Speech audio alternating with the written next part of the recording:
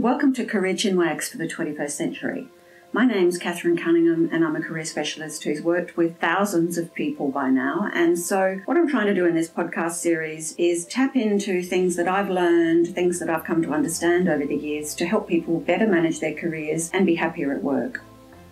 I'm taking a detour from the normal schedule. I have been doing a standard podcast, and then I've been doing an Mbti podcast where we look at personality preferences, and then I've been doing a short, sharp and shiny podcast. And I've been rotating through that way.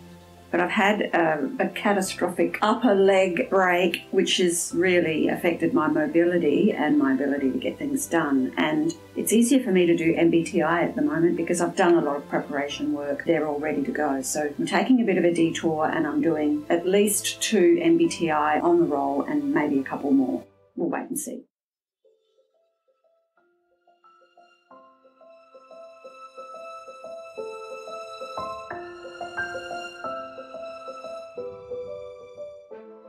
So I want to talk first about MBTI. I love it. It's my favourite work. And if I'm working with somebody who's not happy at work and they only have 1 hour to work with me, I always recommend MBTI because if you can uncover your hardwired preferences rather than learned behaviour or learned skills, you can use that information to decide what sort of work to do. So, for example, when I was at the bank, my spreadsheets were basically full of errors because I don't have natural attention to detail. Now, since then, I've learned attention to detail. Anybody who works with me on resumes gets pretty amazed at everything I spot. So, yes, I can have attention to detail, but do I want to be in a job all day where I have to absolutely focus on the task at hand and notice every slight little issue? I can tell you no. So where does it come from? I want to give you a little bit of theory before we start. I'm going to look at the 4 separate letters, MBTI, one at a time, and that will help you understand it. And I'm going to start at the back. So the I stands for indicator. MBTI is not a test. So if you go online and do one of those free versions, it's pretty well a waste of time. It is only an indicator. As an accredited practitioner, I'm bound by the ethics to only ever deliver the assessment with the debrief. Many times people think when they do the assessment that they're, for example, an ENTP, and it's only when you properly explore hardwired preferences in the debrief that they may, for example, come to understand they're not an extrovert, that was learned behaviour, they're actually fundamentally an introvert. So it's an indicator, not a test. The next letter I want to look at is the T. The T stands for type. And there's 2 issues to look at here. The first one is there are 16 types or 16 possibilities. And that is both the strength and weakness of MBTI. The strength is, from a career perspective, when people get their profile, it's like this aha light bulb moment. Often the comment is, I cannot believe this is so right. The level of detail, however, means that they forget their profile. So if I rang somebody up a year later and said, look, what's your profile? They'll probably get it wrong. For our career purposes, that doesn't matter. All we're trying to do with MBTI is stop for a minute in time, have a think about hardwired preferences, and use that information to make career decisions. And the other aspect of type is it's not or trait theory. So many instruments will measure you on a continuum. They'll say you're more like this than a particular cohort or less like this. As soon as you do Myers-Briggs, you will notice that it essentially forces you into one camp or the other. Now, Myers-Briggs is based on Carl Jung's work, and apparently Carl Jung said, of course, none of us are 100% introvert or 100% extrovert, for example, but you will notice it essentially wants you to come down on one side versus the other. And the final letters are MB, and they stand for Myers-Briggs.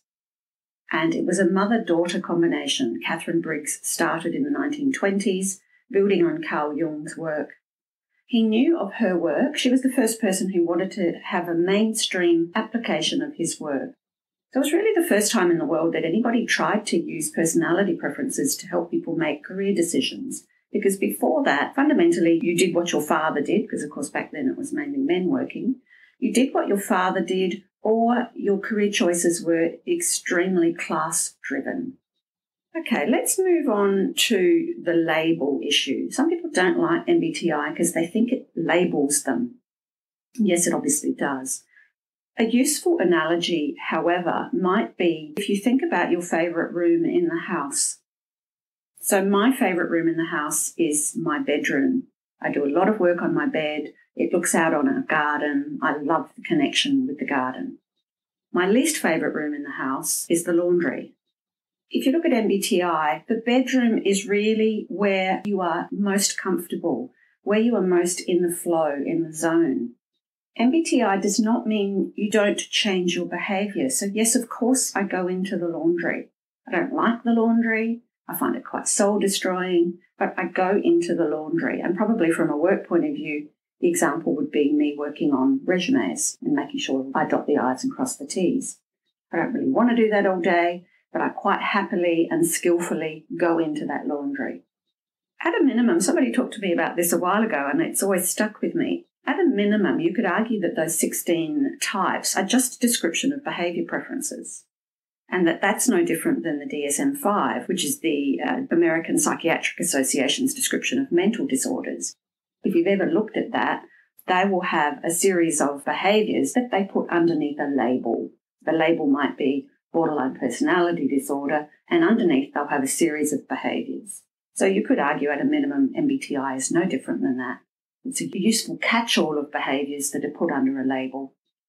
And finally, if you're really sceptical, there's a guy called Dr. Dario Nardi, wonderful guy. I went to one of his conferences in Brisbane a few years ago. And since 2006, he's focused on hands-on brain research.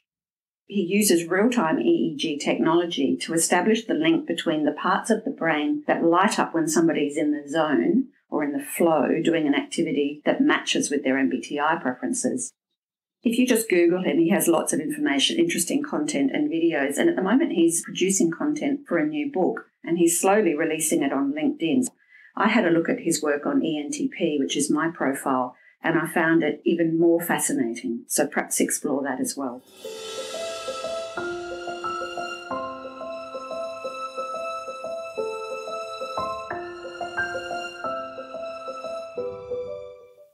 Following on from that introduction, today I'd like to talk about INFJs, a very mysterious, wonderful profile.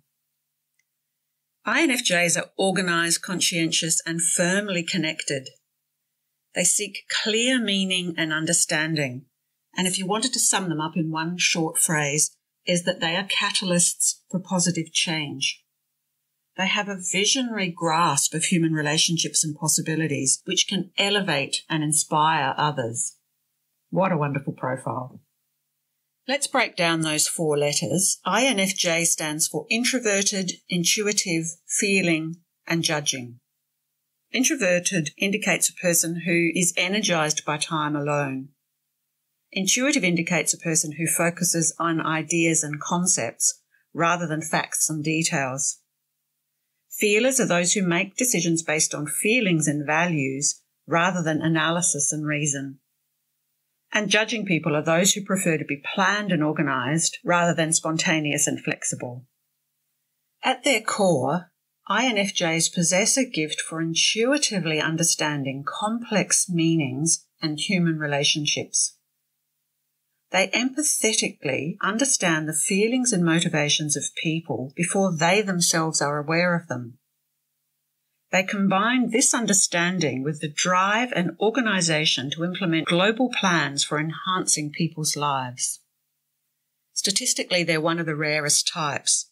They're only 2% of the general population, 2% of women, 1% of men. They're amongst the highest of all types in college GPA and amongst the most likely to stay in college. They're the most likely of all types to cope with stress by seeing a therapist.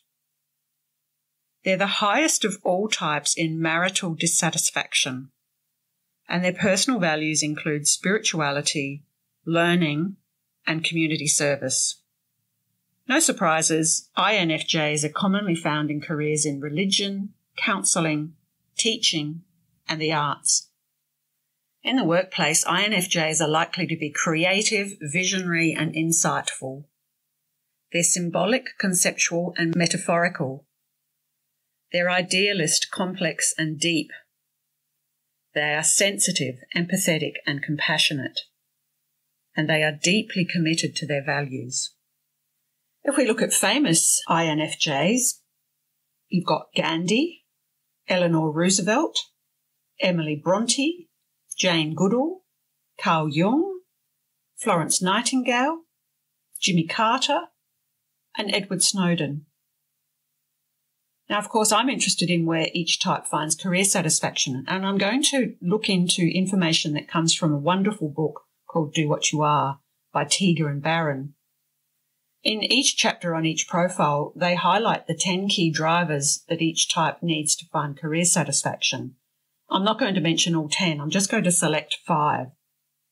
To an INFJ, career satisfaction means doing work that lets them create new ideas for a variety of problems, mostly those that help others to grow and develop. The work needs to let them produce a product or service that they believe in and are proud of. The work needs to be done in a tension-free environment where their ideas are respected and they are psychologically supported. The work needs to give them time to formulate their ideas so that they are thoroughly prepared. And finally, the work needs to be in harmony with their values and allow them personal and professional integrity.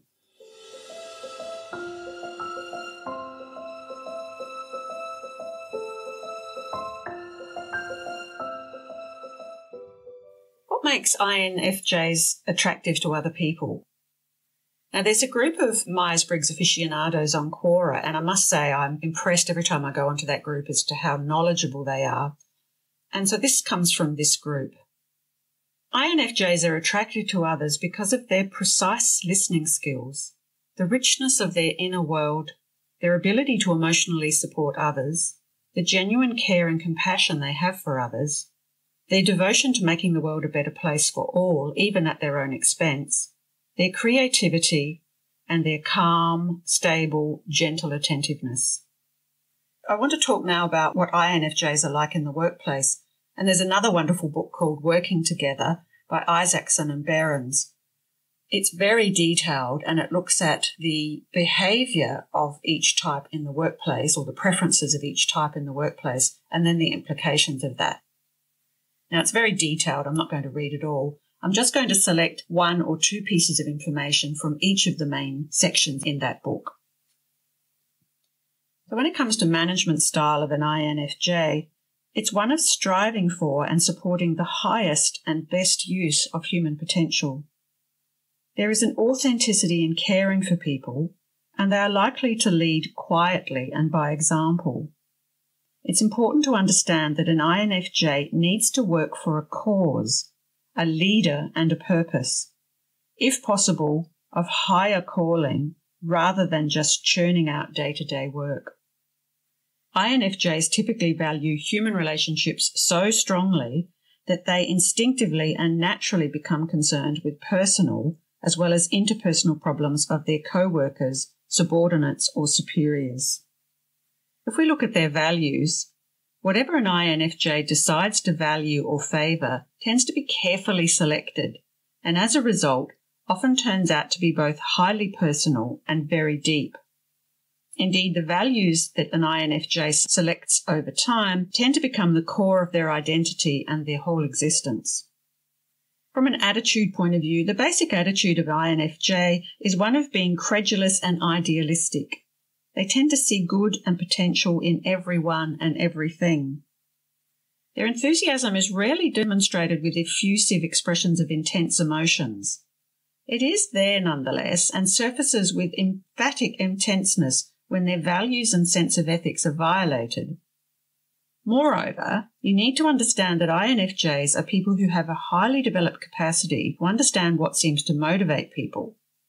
Someone being non-authentic and attempting to play a role is probably spotted more quickly by an INFJ than any of the other 15 types. If we look at their skills, INFJs are skilled at anything having to do with people, handling them, employing them, deploying them, training them, motivating them, recruiting them, and supporting them in achieving their goals and aspirations. The driving force of an INFJ is that they have a high need for empathetic relationships. These relationships must be deep and meaningful for them to satisfy the intense hunger that they feel for rapport. Their energy direction, well, given the skills, values and attitudes, INFJs typically direct their energy towards bringing forth the highest and fullest potential in everyone they contact. They are in constant search for their own identity and naturally enjoy facilitating others in their search for meaning and purpose. When it comes to their authority orientation, INFJs want the person in charge to be authentic, ethical, and good. Authority is not granted by position. It is earned over time through dedication and exemplary behaviour. When it comes to conflict resolution, INFJs prefer harmonious situations and tend to ignore conflicts as long as they possibly can. They put great effort in making things run harmoniously, and those attempting to get their point of view across in a non-caring, matter-of-fact fashion are virtually ensured that the INFJ will spare no energy resisting what is being argued. And finally, if we finish with their blind spots and pitfalls, INFJs may focus so much on the human element in any situation that they may get off task too much and lose a sense of perspective. As always, after so much seriousness, let's end with a little bit of fun. This is again from that Quora group. And what they did in the Quora group is come to conclusions about how they thought each type would behave if they liked you. So, INFJs are masters at managing their outward emotions and concealing their true selves. It can sometimes be hard to tell whether they have a crush on you. They tend to be shy, and even though they might go out of their comfort zone to initiate or be around you, they'll inevitably become self-conscious of the act of putting themselves out there romantically. They worry about coming off as awkward and may retreat into nervousness when one of their assuredly premeditated moves, like a playful touch, wasn't as natural as they had planned. They'll want to take care of you, empathise with your problems, and be supportive. They may also give you a book and say they know you really like it, even if you've never mentioned anything about your literary taste.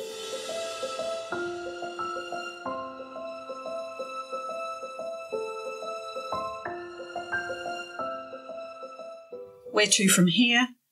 I think you've picked up by now how important I think MBTI is to give you career direction, career satisfaction, just all around general happiness at work. So if you're interested, book in with an accredited practitioner. Don't go online and do one of those online courses. It's basically a waste of time.